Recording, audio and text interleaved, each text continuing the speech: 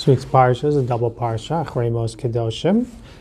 Wanted to speak about a topic that I'm surprised I haven't spoken about before, because it's a topic that's close to my heart and a very important topic. The topic is sensitivity to other people. This parsha, especially Kedoshim, is full of many bein adam achavero mitzvahs, haftarecha kamocha, don't take revenge, and the pasuk I wanted to focus on is in Perek Yud Tes Pasuk Yud Zayin. It says, "Osisnas achicha b'vavecha." Don't hate your friend in your heart. Hochiach tochiach zamisecha. You should rebuke your fellow man. V'osisa lav chet, and don't bear a sin because of it.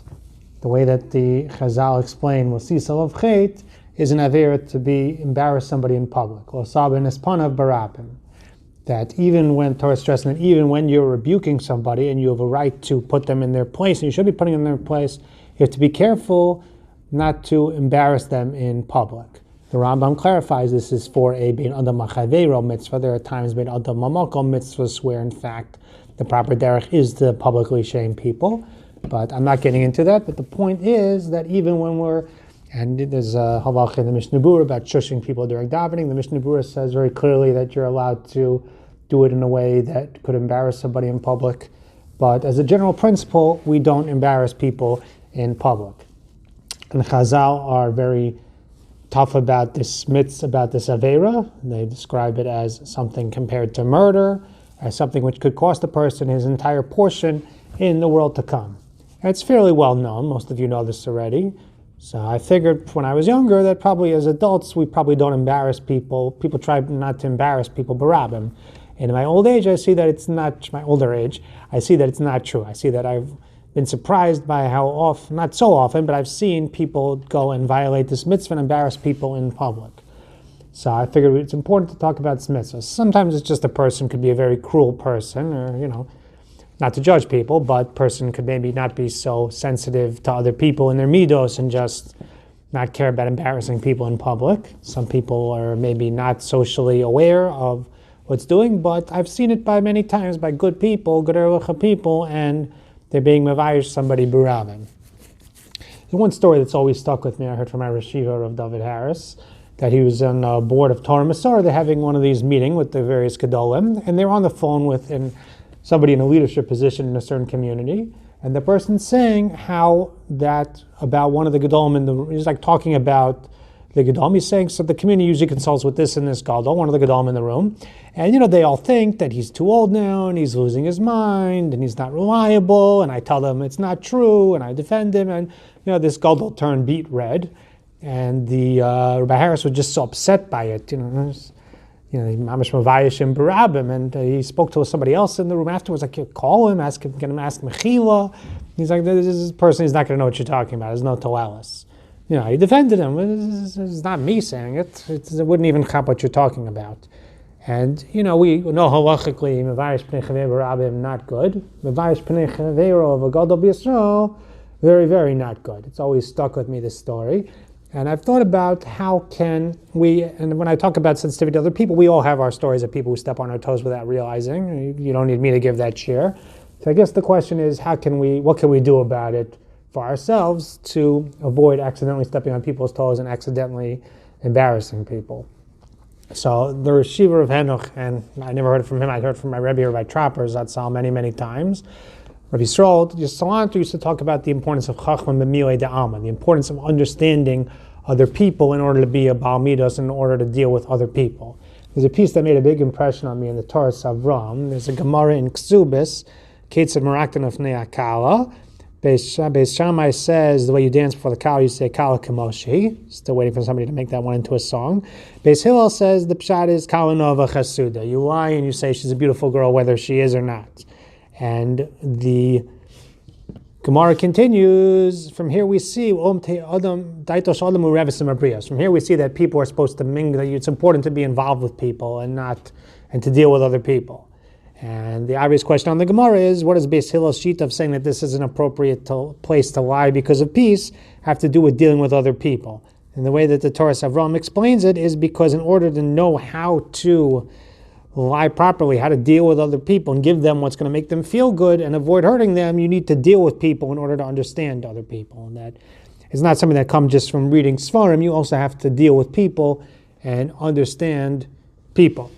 And I've seen this many times, that a person is trying to be nice, trying to give, trying to be good, and they don't understand the person who they're dealing with, and they end up hurting them more. You see it all the time by shiva houses, by different scenarios. It's something that a person needs to develop, that sensitivity, in order to properly give, in order to properly help.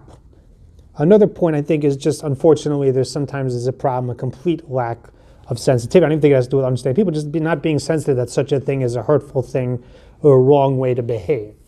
Remember Rabbi Scharfman Zt, he used to get frustrated when people in Vachim would come and talk to him in third person.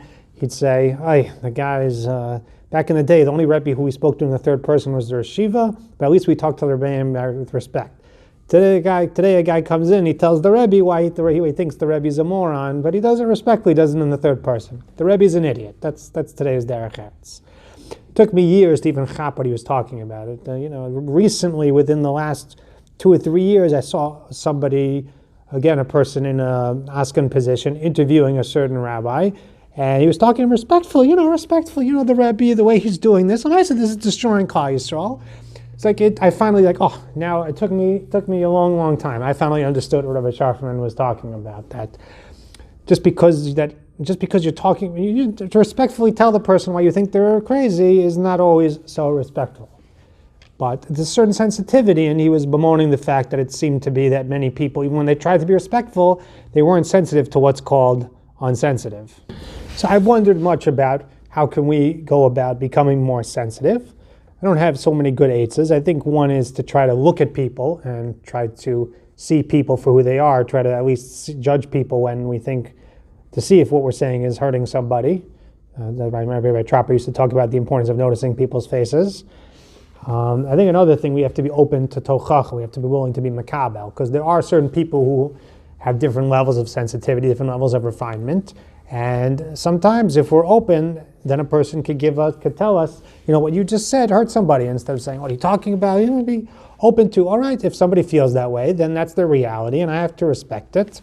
And you never know what will be the tipping point with somebody else. I've noticed that people refrain from giving other people this tochacha, even when the person be makabel, so they're doing 300 things to step on people's toes. I'll tell them this one, and then they'll have 299 left. What's the point? I think it's not true. I think there's very much a point, and I've seen it especially with children where they're developing, and it's really, they don't get it. I've heard people they don't get it. So I have to explain it to them. But so that one thing they'll get. But that's huge. And you never know what will be the tipping point to transform the person, and they'll start seeing things differently. I know for myself, maybe I made certain mistakes, certain areas, and now looking back, I chap a lot more. And I see that Gedolim seem to be better at it. I see there's a certain sensitivity that comes with, I guess, just developing maybe a broader perspective in Torah and an understanding of human nature. It could be we develop more refinement and more sensitivity that way. I'm not sure, but it's something we all need to work on. It's something we all need to get better at, and it's something we have to be open to when we've made mistakes, to be able to not be the person in the room who people say he just embarrassed somebody barabim and there's no Torah even trying to tell him.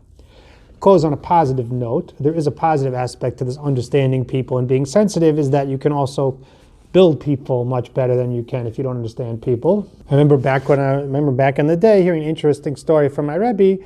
There's somebody, he's the chairman of the board of my yeshiva.